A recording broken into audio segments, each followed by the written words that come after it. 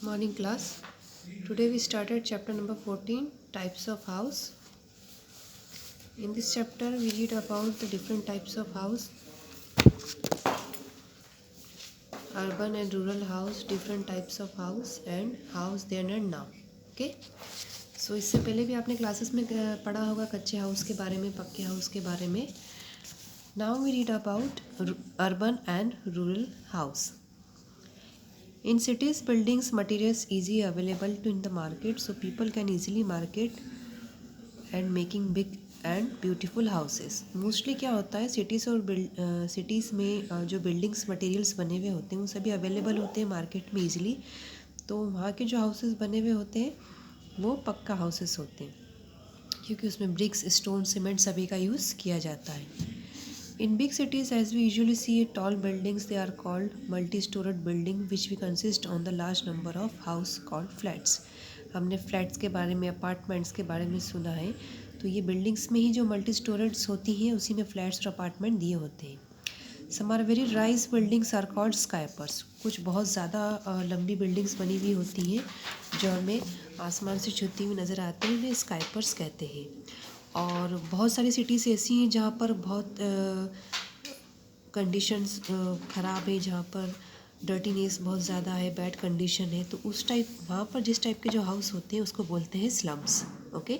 सो जैसे कि अगर हम मुंबई की बात करें तो मुंबई में बहुत एक लार्ज एरिया में स्लम्स एरिया है जहाँ पर अनफिनिश्ड हाउस होते हैं. Okay. And the rural areas like village, in the buildings materials are very difficult to obtain. These houses are made mostly from the materials available locally. ठीक है. सो rural areas like जो villages होती हैं वहाँ पे हम जो झोपड़ियाँ देखते हैं तो वो लोकल मटेरियल जो उनके पास होता है उसी से यूज़ करके वो बनाई जाती है और इसे हम कच्चा हाउस भी कहते हैं. Walls are usually built to mud and the roof of thatched. These houses are called कच्चा houses. And different types of house. हमने हाउसेस देखे बहुत अलग अलग तरह के होते हैं, डिफरेंट टाइप्स होते हैं. Let's see.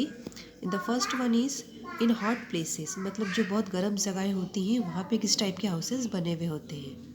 In places with hot climate people build houses with thick walls, high ceilings and flat roofs. High ceilings and thick walls block the sunlight and keep the house cool. The outer walls are usually painted white so that is the sunlight is reflected rather than the being absorbed. So जो hot places होते हैं वहाँ की जो walls होती हैं, जो ceilings होती हैं, जो रूफ़ होती है बहुत ही थिक बनी होती है, वाइट पेंट से कलर्ड की हो जाती हैं जिससे कि जो सनलाइट है वो अब्सॉर्ब नहीं होता है और वो घर ठंडे रहते हैं. और जो हिली एरियाज़ होते हैं वहाँ पे जो हाउसेस होते हैं areas which are receive very heavy rainfalls, houses with the sloping roofs. Heavy rainfall होता है इसलिए जो रूफ्स होती हैं वहाँ की स्लोपिंग बनाई जाती है ताकि वाटर जो ड्रॉपलेट्स हैं वो स्लो डाउन हो सके. In the flood prone areas जहाँ मोस्टली फ्लोड आते रहते हैं वहाँ के जो एरियाज़ में जो घर बनाए होते हैं वो स्टिल्ट हाउस की तरह बनाए जाते हैं. जैसे कि आप यहाँ पिक्चर्स में देख सकते हैं नीचे पोल्स बनाए जाते हैं, उन पोल्स के ऊपर घरों को बनाया जाता है क्योंकि जब भी फ्लोड्स वगैरह आते हैं तो वहाँ पे ज़्यादा कोई नुकसान ना हो. इन स्नोवी माउंटेन्स रीजन्स जहाँ पर बहुत ज़्यादा बर्फ़ जमती है, snowfalls occurs in very high mountains regions, so the houses in such areas have sloping roofs so that the snow falling on them and can slide down easily. So roofs ऐसी बनाई जाती है ताकि easily वहाँ से जो snow है वो स्लाइड होकर नीचे आ सके, रूफ के ऊपर जमा ना हो. The floors of these houses are made of wood and wood keeps the house warm. तो रूफ़ जो होती है उसकी वुडन की बनाई जाती है जिससे कि हाउस ठंडा ना रहे और उसकी गर्मी घर की बनी रहे. जो कोस्टल एरियाज़ होते हैं, so coastal areas are usually temporary. The fishermans living near the sea do not make permanent house since they get damaged in storms and temporary houses are built using the wood and leaves. Temporary houses can be rebuilt quickly and cheaply.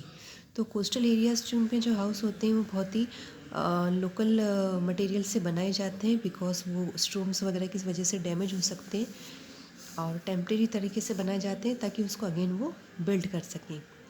In earthquake prone areas जहाँ mostly earthquake आते हैं तो वहाँ पे किस type के house बनाए जाते हैं. Let's see. There are some areas which are prone and frequented earthquakes are varying intensities. Signs there is a danger of the houses falling down during the earthquake. Houses in such areas are made of the light materials like wood. These houses do not collapse during the mirror earthquakes. तो जहाँ पे mostly earthquake आते हैं वहाँ पर houses जो होते हैं वुड के बनाए जाते हैं, लकड़ियों के बनाए जाते हैं, जो इजीली कोलैप्स नहीं होते, मतलब टूटते नहीं हैं. Even in case of major earthquake, will be not much injury and destruction. Such houses is common in Japan. मतलब जापान में मोस्टली जो अर्थक्वेक्स वगैरह आते रहते हैं तो मोस्टली वहाँ पे इसी टाइप के हाउस बनाए जाते हैं जो कि वुड के बने होते हैं. ऑन लेग, आपने देखा होगा कई बोट के ऊपर हाउसेस टाइप में शेप बना हुआ होता है तो उन्हें हाउस बोट कहते हैं. In some people live in lakes, they make house on boats. Boats के ऊपर वो लोग घर बनाते हैं. जैसे कि बहुत फेमस है कश्मीर में डल लेक, उसमें हाउस बोट्स टूरिस्ट को बहुत अट्रैक्ट करती है वहाँ पे टूरिज़्म के लिए. एंड द आर्टिक रीजन्स, मतलब जहाँ पर बहुत ज़्यादा बर्फ़ रहती है, पूरे समय बर्फ़ भी गिरती है. In Arctic region is the area near the North Pole. It is the regions completely covered with ice. Here people make their house with ice. Such houses are called igloos. आपने इग्लूस के बारे में पहले भी पढ़ा होगा class. Igloos जो होते हैं आइस ब्लॉक्स को अरेंज करके बनाए जाते हैं और ये आर्टिक रीजन्स में ही अवेलेबल होते हैं. In igloos protects the Eskimos from the cold winds. ठंडी हवाओं से ये उनको बचाते हैं. हाउसेस देन एंड नाउ, मतलब पहले कैसे घर होते थे और अभी कैसे घर होते हैं. तो आपने अपनी दादी नानी से कहानियाँ सुनी होंगी स्टूडेंट कि पहले के जो घर आंगन होते थे बहुत बड़े बड़े होते थे, बड़ी बड़ी हवेलियाँ होती थी. और अभी जो हाउसेस से बहुत कंजेस्टेड होते हैं, बिल्डिंग्स में रहते हैं, फ्लैट्स में रहते हैं लोग. Houses in early times were are very big, where in extended family live together. There will be courtyards and the wide open space for children to play. These houses were made of bricks and wood. These were big and spacious, well ventilated and usually and had a kitchen garden and lawn. So पुराने समय में जो houses होते थे बहुत बड़ा big lawn होता था जिसमें बच्चे खेल सकते हैं, उनका गार्डन होता था और बहुत सारी चीज़ें जो होती थी वहाँ पे अवेलेबल होती थी जो कि ब्रिक्स और वुड्स के मिक्स से बनी होती थी. Earlier in the joint and extended families live together in a big houses, but with the nuclear family concepts gaining prominence, houses have become smaller and compact. These are made with bricks, cement and steel roofs are. सो अभी हम अगर देखें तो जो joint family, जो extended family है, अब उनका जो चेंजेस हो गए हैं और एक स्मॉल फैमिली का उन्होंने रूप लिया है जिसमें एक छोटे छोटे घरों में रहते हैं जो कि कंक्रीट, सीमेंट, स्टील के बने हुए होते हैं. The floors are made of tiles and marble. Cities have flats and apartment which can be accommodate only the small family. तो सिटीज़ में अगर हम जाएंगे तो मोस्टली वहाँ पे फ्लैट्स और अपार्टमेंट्स होते हैं जिसमें कि स्मॉल फैमिली ले सकती है. Another reason for the change in the designs of the house is the lack of the space in city. क्योंकि cities में ज़्यादा space नहीं होता है तो वहाँ buildings में flats और apartments बना दिए जाते हैं. With so many people living in cities, adequate housing space is not available for everyone. So class, this is the our chapter types of house.